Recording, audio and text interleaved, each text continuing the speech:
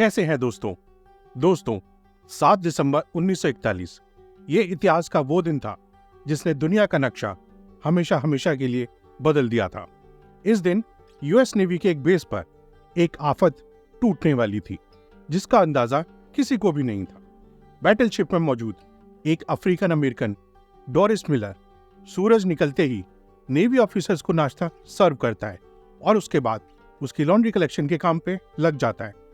सुबह के ठीक 7:57 पे डोरिस को एक सायरन सुनाई देता है। वो सायरन जो शायद कोई भी सेलर अपनी सर्विस में सुनना नहीं चाहता। वो फौरन बाहर निकलता है और बाहर का नजारा देखकर हैरान रह जाता है। पूरा आसमान जापानीज फाइटर प्लेन से भरा हुआ था और पलक झपकते ही पूरे नेवल बेस पे कयामत टूट पड़ी, क्योंकि जापानीज फाइटर प्लेन्स ने चुन चुन कर अमेरिकन शिप्स को तबाह करना शुरू कर दिया था। यह हमला अमेरिका की पर्ल हार्बर पोस्ट पे किया गया था। तो दोस्तों, आज हम जानेंगे कि जापान ने अमेरिका जैसे पावरफुल कंट्री के बेस पर हमला करने की इतनी बड़ी जरूरत क्यों की थी।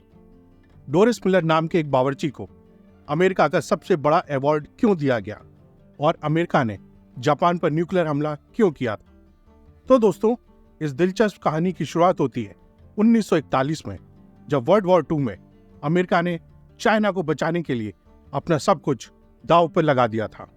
जी हाँ, वही चाइना जिसके खिलाफ आज 2023 में अमेरिका खुलकर बात करता है। दोस्तों, हुआ कुछ यूं था कि वर्ल्ड वॉर 2 को स्टार्ट हुए 3 साल गुजर चुके थे, जिसमें एक साइड पर जर्मनी और इटली थे, जबकि दूसरी साइड पर ब्रिटेन, नीदरलैंड्स और फ्रांस थे। शुरुआत में इस जंग से अमेरिका का कोई लेना देना नहीं था। अमेरिका पूरी तरह से न्यूट्रल था, क्योंकि वर्ल्ड वॉर 1 में हुए नुकसान की वजह से अमेरिका खुद को यूरोप और एशिया में होने वाली जंग से बिल्कुल अलग रखना चाहता था। पर एक देश था जो अमेरिका को परेशान करता जा रहा था, और वो था जापान। जापान के पास नेचुरल रिसोर्सेज कम होने की वजह से वो अपने आस पड़ोस की कंट्रीज पर धड़ाधड़ कब्जा जमा रहा था, ताकि वह अपनी नेचुरल रिसोर्सेज की डिमांड को पूरा कर सके। कोरिया, ताइवान और चाइना के बड़े इलाकों पर जापान कब्जा कर चुका था। पैसिफिक ओशियन में ही जापान के करीब पड़ने वाले फिलीपींस, मलेशिया और इंडोनेशिया पर भी जापान की नजर थी। पर प्रॉब्लम यह थी कि मलेशिया ब्रिटिश कॉलोनी थी, इंडोनेशिया नीदरलैंड की और फिलीपीन न्यूट्रल रहने वाले अमेरिका की कॉलोनी थी। इन कंट्रीज को जापान का दूसरे मुल्कों पर कब्जा करना बिल्कुल भी ठीक नहीं लग रहा था, क्योंकि जापान के पीछे असल में हिटलर का हाथ था और हिटलर ब्रिटेन और अमेरिका का दुश्मन था। जापान की हरकतें देखकर जुलाई 1941 में अमेरिका ने जापान को ऑयल देना बंद कर दिया।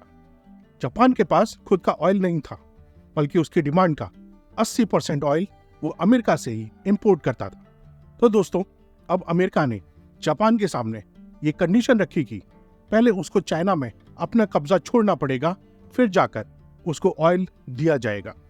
जापान के लिए ये एक बहुत ही मुश्किल फैसला था।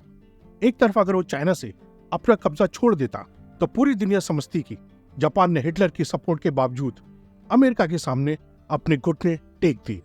दूसरी तरफ ऑयल था, जिसके बगैर जापान की पोजीशन वैसे ही कमजोर पड़ जानी थी। तो अब जापान ने फैसला किया कि वो चाइना से अपनी फौज वापस नहीं करेगा, बल्कि अंदर ही अंदर उसने प्लान बनाया कि वो ऑयल के लिए इंडोनेशिया पर कब्जा करेगा। लेकिन ये काम इतना आसान नहीं था। जैसा कि हम पहले भी जान चुके हैं कि इंडोनेशिया उस वक्त नीदरलैंड की कॉलोनी थी और वहां तक पहुंचने के लिए जरूरी था कि पहले फिलीपींस पर कब्जा किया जाए, जो कि अमेरिका की कॉलोनी थी। जापान को यह बात अच्छी तरीके से मालूम थी कि अगर उसने फिलीपींस पर हमला किया तो उसकी जवाबी कार्रवाई पैसिफिक ओशियन में ही मौजूद अमेरिकी नेवल बेस पर्ल हार्बर से की जाएगी, क्योंकि जापान के पास अब ऑयल रिजर्व तेजी से खत्म होता जा रहा था और उनके पास हमला करने के सिवा कोई और ऑप्शन नहीं बचा था। फिलीपींस में नहीं, बल्कि पर्ल हार्बर पर। जी हाँ, जापानीज जनरल ने फैसला किया कि वो अमेरिका की पर्ल हार्बर बेस पे एक सरप्राइज अटैक करके पूरे बेस को ही उड़ा डालेंगे, ताकि उसके बाद जापान आसानी से फिलीपींस पर कब्जा कर सके। जापान अब चुपके से पर्ल हार्बर पर अटैक करने की तैयारी में लग चुका था। उसने अपनी फ्लीट को तैयार करना शुरू कर दिया था, जिसमें 2 बैटलशिप, 39 सबमरीन्स, 30 डिस्ट्रॉयर और 414 एयरक्राफ्ट थे। इन सबको 6 एयरक्राफ्ट कैरियर के जरिए पर्ल हार्बर की तरफ रवाना किया गया। दूसरी तरफ अगर पर्ल हार्बर पर खड़ी अमेरिकन फोर्स का अंदाजा लगाया जाए तो इसमें 8 बैटलशिप्स, 59 एंटी एयरक्राफ्ट शिप्स, 4 सबमरीन और 390 एयरक्राफ्ट थे। देखा जाए तो अमेरिका के पास जापान का हमला नाकाम बनाने के लिए एक बड़ी फोर्स मौजूद थी, लेकिन इसके लिए जरूरी था कि इनको पहले से इस हमले की इंफॉर्मेशन मिल जाए। पर जापान अपने इस अटैक को हर तरीके से सीक्रेट रखना चाहता था, इसलिए जापानीज कमांडर ने फैसला किया कि हमले से पहले वो किसी भी किस्म की वायरलेस कम्युनिकेशन से दूर रहेंगे। जापान से निकलने वाली फोर्स करीब 8000 किलोमीटर का फासला तय करके अब पर्ल हार्बर से सिर्फ 370 किलोमीटर दूर थी, और यही वो पॉइंट था जहां से एयरक्राफ्ट को हमला करने के लिए टेक ऑफ करवाया जाना था। ये वर्ल्ड वॉर 2 का सबसे बड़ा हमला होने वाला था, जिसमें अमेरिका अभी तक शामिल ही नहीं था। 7 सितंबर 1941 की सुबह के 7:57 पे 350 जापानीज फाइटर प्लेन्स ने पर्ल हार्बर पर 2 अलग अलग ग्रुप्स में धावा बोल दिया। अमेरिकी जिन्हें इस हमले की कोई खबर नहीं थी, उन पर तो जैसे कयामत ही टूट पड़ी थी। जापानीज फाइटर प्लेन्स ने बॉम्ब्स की बारिश कर दी थी। 45 मिनट तक ये पर्ल हार्बर पर हमला करते रहे और फिर वापस चले गए। पहले तो यूं लगा शायद हमला खत्म हो चुका था, लेकिन 10 मिनट बाद ही बॉम्बर प्लेन्स का दूसरा ग्रुप आया और बचे खुचे बेस को भी तबाह कर दिया। पूरे 1 घंटे और 15 मिनट तक ये हमला जारी रहा, जिसमें जापान का पलड़ा हर तरीके से भारी था। अमेरिका के 20 पानी जहाज, 8 बैटलशिप और 300 से भी ज्यादा प्लेन्स को खड़े खड़े तबाह कर दिया गया था। जमीन को आग और आसमान को काले धुएं के बादलों ने छुपा दिया था। इसी दौरान अमेरिका की एक बैटलशिप में अफ्रीकन अमेरिकन डोरिस मिलर भी था, जिसका जिक्र मैंने वीडियो की स्टार्टिंग में किया था। लॉन्ड्री कलेक्शन के दौरान डोरिस को एक सायरन सुनाई दिया था, और ये खौफनाक सायरन सुनकर जब तक वो बाहर आता, एक जापानीज मिसाइल उसकी शिप पर लगी, जिसमें कैप्टन समेत बहुत सारे ऑफिसर्स जख्मी हो गए। डोरिस ने अकेले जख्मियों को सेफ जगह पर शिफ्ट किया और वह फिर एंटी एयरक्राफ्ट मशीन गन पर जाकर खुद जापानीज एयरक्राफ्ट पर पलटवार करता रहा। उसने बगैर ट्रेनिंग के टोटल 6 जापानीज प्लेन्स को मार गिराया, जबकि इस हमले में जापान ने टोटल 29 एयरक्राफ्ट खोए थे।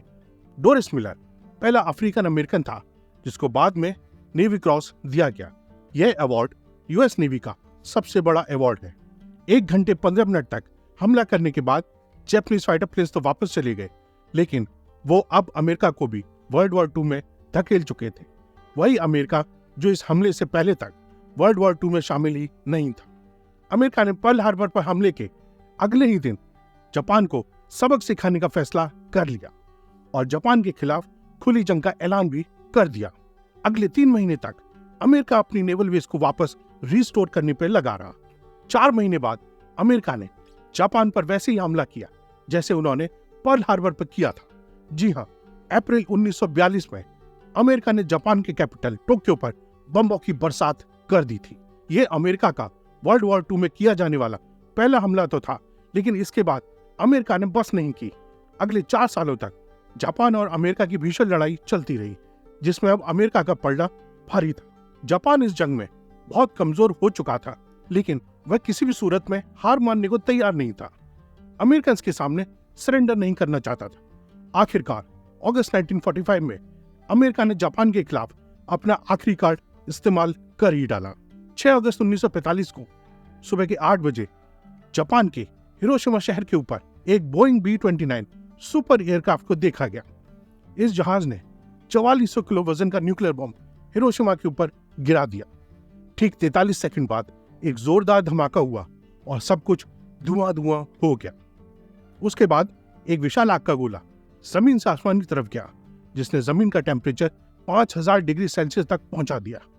ये इतिहास का पहला न्यूक्लियर अटैक था, जिसने एक चुटकी में ही पूरे हिरोशिमा पर 80% से भी ज्यादा बिल्डिंग्स को मिट्टी का ढेर बना दिया। जापानी जनरल्स के तो जैसे पैरों तले जमीन ही खिसक गई थी। अभी वो कुछ और समझ पाते कि 3 दिनों बाद 9 अगस्त को अमेरिका ने जापान के शहर नागासाकी पर भी न्यूक्लियर बॉम्ब गिरा दिया।